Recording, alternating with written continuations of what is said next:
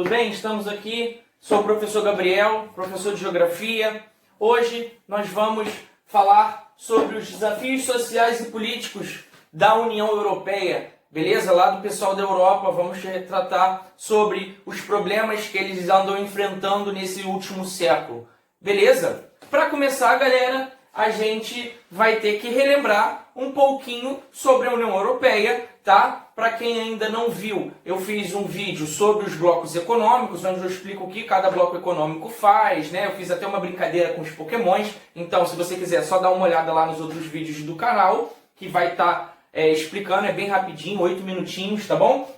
E aí, então, nós vimos nesse vídeo, por exemplo, que a União Europeia é um bloco econômico, um tipo de bloco econômico, beleza? Mas como nós estamos falando dos desafios políticos e sociais, se você olhar lá naquele vídeo, você vai lembrar também, você vai perceber que na União Europeia há uma tentativa de diminuir, certo, as grandes diferenças entre os países, as diferenças econômicas e sociais, as disparidades econômicas. Isso ocorre por quê? Porque a União Europeia é um tipo de bloco econômico, tá, que tenta favorecer todos os países membros, certo? É um bloco econômico que permite a livre circulação de pessoas, mercadorias, bens e capitais. Tranquilo? Então, na União Europeia há a tentativa de diminuir essas diferenças entre os países membros, tá, galera? Então, todos eles tentam colaborar entre si. Tranquilo? Vamos lá. Entretanto,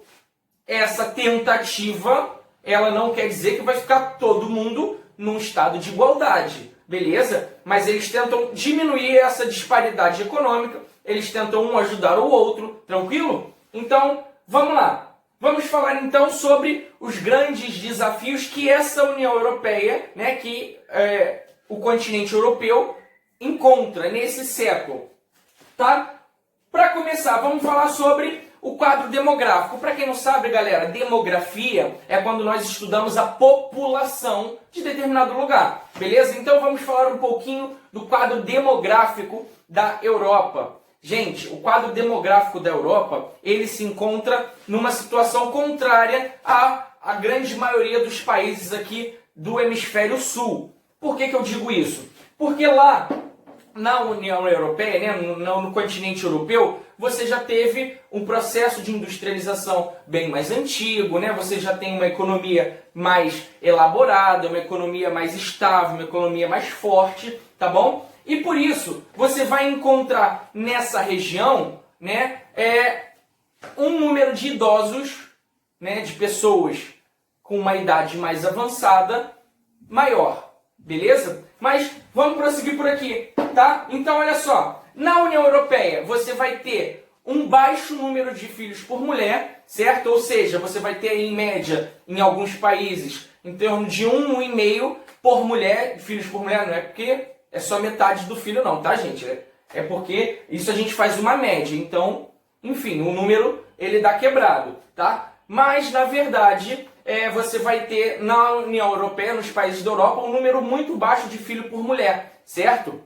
Ah, professor, mas eu conheço alguém que mora na Europa e tem 4 filhos. Claro, gente, isso vai acontecer. Mas, entretanto, né, você vai ter lá uma grande quantidade de pessoas que não vai ter filho nenhum, ou você vai ter uma grande quantidade de pessoas que vai ter um filho, beleza?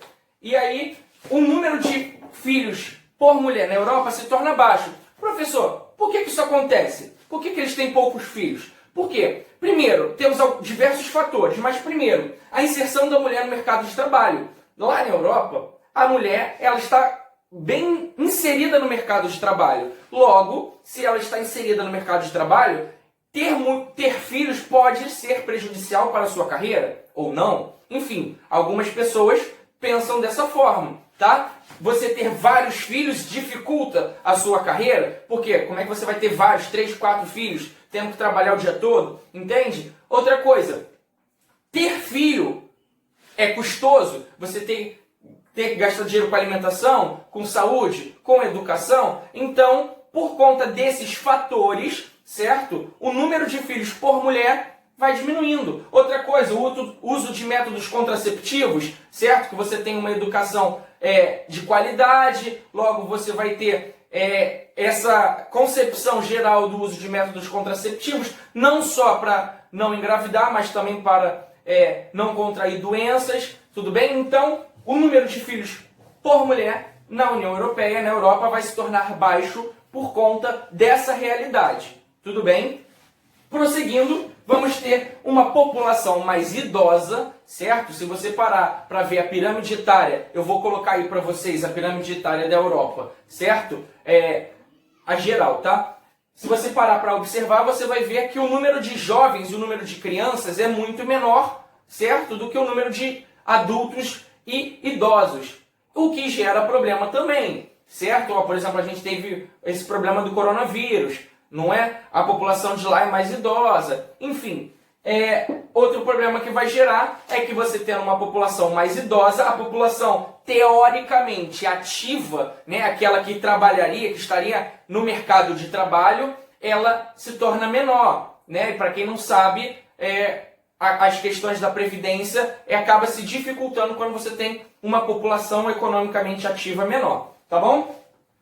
Prosseguindo, para vocês terem uma noção, galera, a Europa, certo? A Europa, que ela é pequena com relação aos outros continentes, que na verdade ela não deveria nem ser considerada continente, certo? A Europa nada mais é do que uma península da Ásia. Entretanto, por causa da sua importância histórico-cultural, ela é considerada um continente, tá bom? Mas esse pequeno continente, então, detém 25% de toda a riqueza global. Ou seja, é uma região teoricamente pequena, quando comparado às outras regiões do planeta, mas que detém um grande nível de desenvolvimento, um grande nível de influência global, tá? Um grande nível de poder aquisitivo global, tudo bem? Então, esse é o quadro demográfico da Europa. Nós temos que saber esses detalhes, tá? Essas observações sobre a população europeia. Prosseguindo, ainda sobre a questão demográfica. Temos o IDH, para quem não sabe, IDH quer dizer Índice de Desenvolvimento Humano, é um índice que é utilizado para medir a qualidade de vida de uma população de um determinado lugar, e para esse índice ser medido, são avaliadas 3 coisas. Primeiro, renda per capita, certo? A renda per capita tem que ser elevada, escolaridade, o nível de escolaridade tem que ser elevado, e expectativa de vida. Quanto maior a sua expectativa de vida, melhor seria o seu IDH. Então, esses 3 índices, esses 3 indicadores, são responsáveis por nos dar o IDH, Índice de Desenvolvimento Humano. E como é que é medido, professor? O IDH ele vai de 0 a 1, sendo quanto mais próximo de 1, melhor. E quanto mais próximo de 0, pior. Professor, existe algum país com 1? Não, porque não existe lugar perfeito. Sempre vai haver algum tipo de problema, beleza? Professor, existe algum país com 0? Não, não existe nenhum país com 0, 0, tá? Porque você sempre vai ter alguma qualidade, tá? Então, o IDH que vai de 0 a 1, nos países da Europa, ele se concentra num indicador médio e alto. O que isso quer dizer? Eles vão estar por volta de 700, 800 até 900 e quase 1. Entende? Então, nós vamos ter nos países da Europa um IDH elevado. E o IDH é o que vai medir a qualidade de vida de determinados lugares. Beleza? Então, para vocês terem uma noção, na lista do IDH, certo? O 20º país seria a Áustria, com 0,908. Ou seja, está próximo a 1.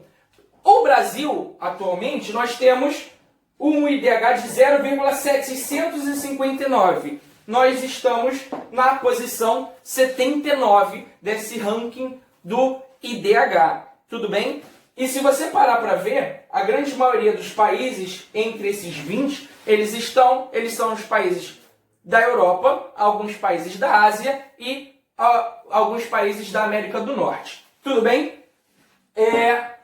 Prosseguindo então. E aí, esse IDH, ele vai influenciar num outro processo geográfico. Esse processo geográfico se chama fluxo migratório, certo? Mas se eu tenho um IDH alto, quer dizer que eu tenho uma qualidade de vida elevada. Se eu tenho uma qualidade de vida elevada, eu vou atrair migrantes. Esses migrantes vão vir para o meu país com o objetivo de melhorar a qualidade de vida. Tudo bem? Então, olha aqui, políticas migratórias. A migração para a Europa ela não é recente. Ela não está acontecendo só nos últimos 20 anos, nas últimas 2 décadas. Não, ela tem se intensificado. A gente vai chegar lá. Mas ela já acontecia, né? Há um tempo atrás, pessoas já queriam ir para essa região. E aí, então, através de alguns consensos e algumas teorias, foi permitido com que houvesse a queda das barreiras entre os países membros da União Europeia. Ou seja, você está na Europa, digamos, eu estou em Portugal. Eu tenho livre acesso para ir para qualquer país que seja membro da União Europeia. Tudo bem? Sem nenhum tipo de burocracia como há nos outros países, por exemplo, para entrar nos Estados Unidos. Tudo bem? Então vamos prosseguir. Atualmente, nós temos um caso que é muito conhecido, que tem se falado bastante nos jornais nos últimos tempos, que são os refugiados na Europa.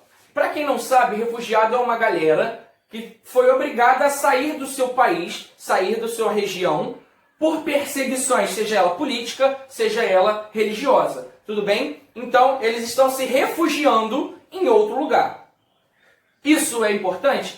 Imagina um monte de pessoas saindo do Oriente Médio, né, que é próximo ali à Europa, saindo do Oriente Médio, fugindo da guerra, dos problemas civis, dos problemas políticos de lá, saindo dessa região e buscando refúgio nos países europeus. Beleza? Então vamos lá. Só que essa transição dessa população para os países europeus causa problemas sociais. Tudo bem? Nós temos uma questão moral, né, de que devemos ajudar, porque somos humanos, precisamos ajudar o próximo, certo? Mas precisamos compreender também, na questão geográfica, certo? No estudo da demografia, as consequências dessas migrações, desses refugiados. Tudo bem? Então, esses refugiados, quando eles migram para a Europa, eles causam problemas sociais, tá? Quais são esses problemas, rapaziada? Primeiro, problema de infraestrutura. Uma cidade, seja ela planejada ou não, ela comporta uma quantidade de pessoas. A partir do momento que você tem um êxodo muito grande, ou seja, quando você tem uma saída de uma população e entrando em um lugar, todo mundo junto ao mesmo tempo, você causa problema nessa infraestrutura. Se for uma cidade não planejada, você vai causar mais problema do que já tem. Se for uma cidade planejada, você vai acabar com esse planejamento. Uma cidade que comporta 1 milhão de pessoas recebe mais 500 mil. Certo? Você não vai ter rede de transporte suficiente, você não vai ter moradia suficiente, o que causa a famosa favelização, certo? A galera chega aqui, não tem onde morar, ele arruma um lugar para construir uma casa. Gera o problema da favelização. Tudo bem? Outro problema é o problema da xenofobia, que é quando você, principalmente nesse caso, você tem na Europa, na União Europeia, uma população capitalista, uma população democrática, certo? Uma população que tem liberdade religiosa, e aí você introduz, né, forçadamente, uma população que veio do Oriente Médio, que tem uma cultura completamente diferente, onde eles têm uma característica mais religiosa, né, onde eles estavam acostumados há tempos atrás com regimes ditatoriais, certo? Quando você introduz essa galera num país onde você tem uma cultura completamente diferente, gera o problema da xenofobia. Para quem não sabe, xenofobia é o processo de aversão a outra cultura, aversão ao estrangeiro, beleza? Então começa a gerar esse preconceito com quem não é da sua nacionalidade ou de quem não é desse grupo da União Europeia. Tudo bem? Outro problema seria o problema das perseguições, correto? Digamos, né, que a galera saiu lá do Oriente Médio e foi para a Europa. Começa a gerar na própria população perseguição por grupos, seja religiosos ou grupos políticos. Ah, ele é dessa religião, então eu vou segregá-lo, ou seja, eu vou excluí-lo. Isso é um problema que tem sido recorrente. Tudo bem? Prosseguindo, problema do desemprego. Volto lá na questão do planejamento. e da infraestrutura. A cidade não tem infraestrutura para acolher, para suportar essa vinda em massa dessa população. O que vai acontecer? Eles vão chegar aqui, não vai ter transporte, não vai ter moradia, não vai ter emprego, tudo bem? E aí, quando consegue emprego, gera um problema dentro da própria população. Digamos, você é da população, então você está regido pelas leis trabalhistas daquele lugar. Quando você chega de um outro país, você não é cidadão daquela população, né, daquele país, você aceita qualquer tipo de trabalho, você precisa ganhar dinheiro. E aí você vai falar com o patrão lá, por exemplo, ele tem que pagar R$1.000, assim, 1.000 euros como salário mínimo. É só um exemplo, tá, gente? Ele vai chegar e falar, então paga para mim 500 que eu trabalho para você, você lucra. E aí, na visão capitalista, show de bola, o patrão está lucrando. Mas, parando para pensar num nível macro, num nível continental, você faz com que a população daquele lugar também fique desempregada. Então você vai ter uma população refugiada que vai, talvez ou não, conseguir um emprego com condições de trabalho ruins e com um salário menor, inferior. Vai ter uma população que pode ter sido mandada embora, tudo bem? E isso vai acabar gerando problemas, beleza?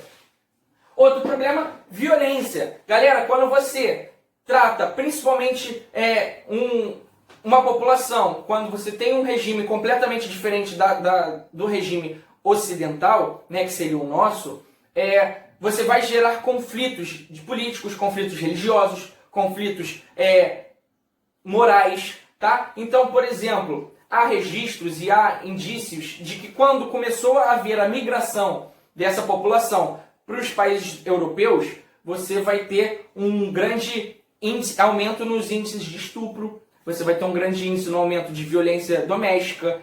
Por quê? Porque a cultura dessa população que veio do Oriente Médio é completamente diferente, certo? A visão que eles têm de mundo é completamente diferente dos países ocidentais, tudo bem?